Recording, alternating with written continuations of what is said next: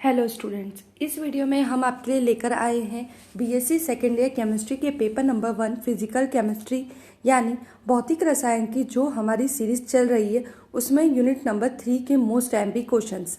हमने आप लोगों के लिए यूनिट नंबर 1 और यूनिट नंबर 2 के मोस्ट एमपी क्वेश्चंस की वीडियो अपलोड कर दी है। जिन स्टूडेंट्स ने वो वाली वीडियो नहीं देखी है वो डिस्क्रिप्शन बॉक्स में दी गई प्लेलिस्ट पर जाकर चेक कर सकते हैं। आई होप ये सारे क्वेश्चन आपको एग्जाम में जरूर हेल्प करेंगे। तो बिना देर के स्टार्ट करते हैं यूनिट नंबर 3 के मोस्ट एमपी क्वेश्चंस।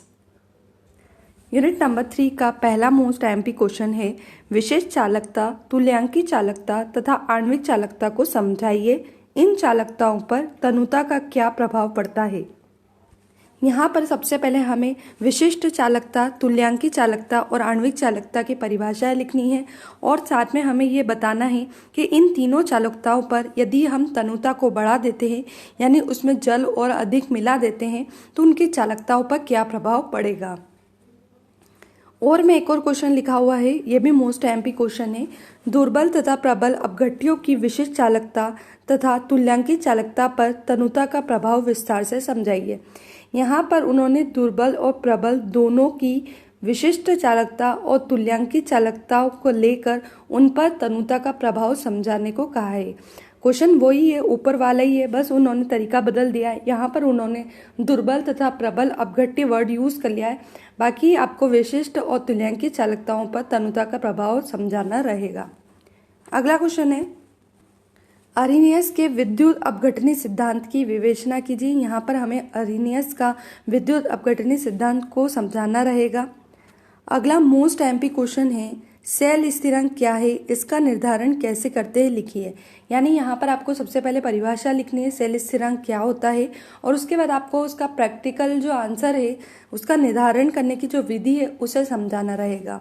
और में एक और क्वेश्चन लिखा हुआ है, सेल स्थिरांक तथा विशेष चालकता किस प्रकार ज्ञात की जाती है समझाइए।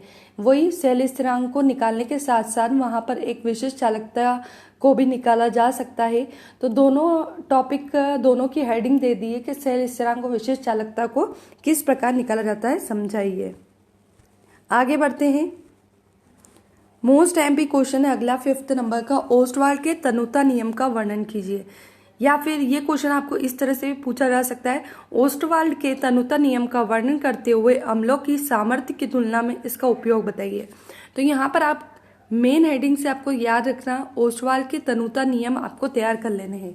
मैंने आपको इसके पहले वाली वीडियो में बताया था कि आपको मेन हेडिंग के अकॉर्डिंग अपना आंसर तैयार कर लेना है। क्वेश्चन घुमा फिरा के आ सकता है लेकिन आपको मेन हेडिंग वाला आंसर एग्जाम में लिखना रहेगा।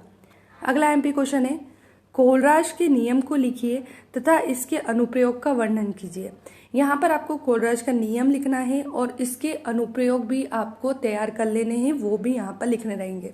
एक चीज़ और मैं यहाँ बता दूँ, इस यूनिट के बहुत सारे क्वेश्चन ऐसे हैं जो आप लोगों ने पहले पढ़ रखे हैं, इजी क्वेश्चन है। ये यूनिट आपको नंबर को पाने के लिए यानी अपने केमिस्ट्री के नंबर को इंक्रीज करने के लिए बहुत ज़्यादा हेल्प करने वाली है। कोलराज का और में एक और क्वेश्चन दे रखा है, कोलराज का नियम क्या है, इसकी सहायता से किसी दुर्बल विद्युत अपघट्य के लिए अनंत तनुता पर तुल्यांकी चालकता का मान किस प्रकार ज्ञात करेंगे। अब देखो इस क्वेश्चन क्या बोला, पहले तो उन्होंने कोलराज का नियम पूछ लिया और दूसरा उन्होंने पूछ लिया इसकी सहायता से दुर्बल विद्युत अपघट्य के लिए अनंत तनुता पर तुल्यांकी चालकता का मान ज्ञात करना। तो ये दुर्बल विद्युत अपघट्य की जब अनंत तनुता पर तुल्यांकी चालकता ज्ञात करने का जो ये क्वेश्चन लिखा हुआ है, ये एक कोलराज की एक अनुप्रयोग है। तो जब आप कोलराज का आंसर पूरा अच्छी तरह से तैयार कर लोगे, उसमें ये वाला अनुप्रयोग आपका फर्स्ट हेडिंग में आपको मिलेगा, ये आपको तैयार कर लेना है। पर्टिकुलर वही वाला अनुप्रयोग भी आ सकता है या फिर इस तरह से भी आ सकता है, इसके अनुप्रयोग का वर्णन कीजिए।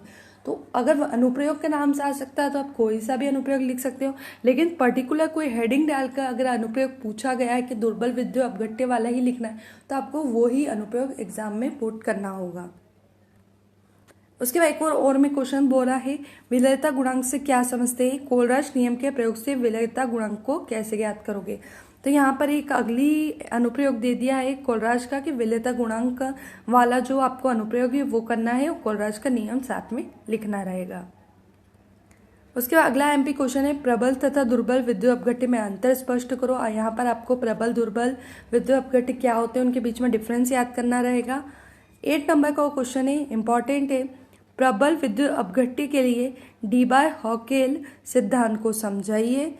या फिर और में आपको क्वेश्चन ऐसे भी आ सकता है, डी बाय हॉकेल और सागर समीकरण को समझाइए।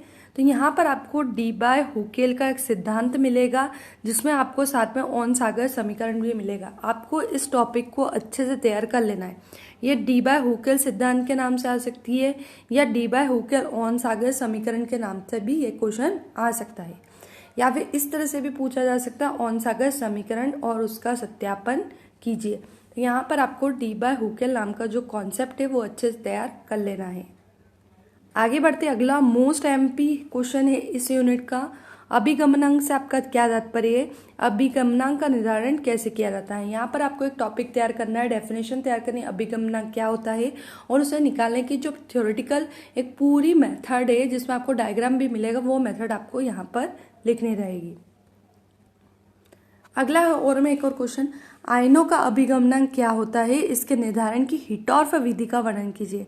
यहाँ पर वही आयनों का अभिगमनांक, वही ऊपर जो हमने क्वेश्चन देखा अभिगमनांक क्या होता है, और साथ में उसके निर्धारण की हिटॉर्फ विधि का आपको वर्णन करना है। 2 विधियां दे रखी है जिसमें यहाँ पर आपसे हिटॉर्फ विधि पूछी गई है। अगर आपको पर्टिकुलर हेडिंग डालकर क्वेश्चन में विधि का नाम लिखा है तो आपको वही वाली विधि एग्जाम में लिखनी होगी। जैसे 3rd क्वेश्चन में लिखा है, आयनिक गतिशीलता निर्धारण की हिटॉर्फ विधि का वर्णन करो। तो यहाँ पर भी आपको अभिगमनांक निकालने की हिटॉर्फ विधि का वर्णन करना रहेगा। आगे चलते हैं, अगले क्वेश्चन है, चल सीमा पद्धति अथवा गतिमान सीमा विधि द्वारा अभिगमनांक का निर्धारण किस प्रकार किया जाता है। अब देखो यहाँ पर अभिगमनांक तो पूछा है लेकिन विधि का नाम बदल दिया है। ऊपर हिटॉर्फ विधि दी थी लेकिन यह क्वेश्चन में चल सीमा पद्धति या फिर जिसे गतिमान सीमा विधि भी बोलते हैं, दोनों नाम से एग्जाम में आ सकती है, लेकिन हिटॉर्फ विधि ज़्यादा इंपॉर्टेंट है, उसे आपको अच्छे से तैयार करना है। चल सीमा पद्धति, गतिमान सीमा विधि आप केवल एक बार ऐसे ही देख लेना। तो ये था आपके अभिगमनांक के सारे क्वेश्चन। तो आई होप आपको यूनिट नंबर 3 के मोस्ट एमपी क्वेश्चन क्लियर हो गए होंगे। अगर वीडियो अच्छा लगा हो तो लाइक करें, सब्सक्राइब करें और शेयर करें ताकि हमारे आने वाली यूनिट नंबर 4 के मोस्ट एमपी क्वेश्चंस की वीडियो आपको समय पर मिल सके। Thank you.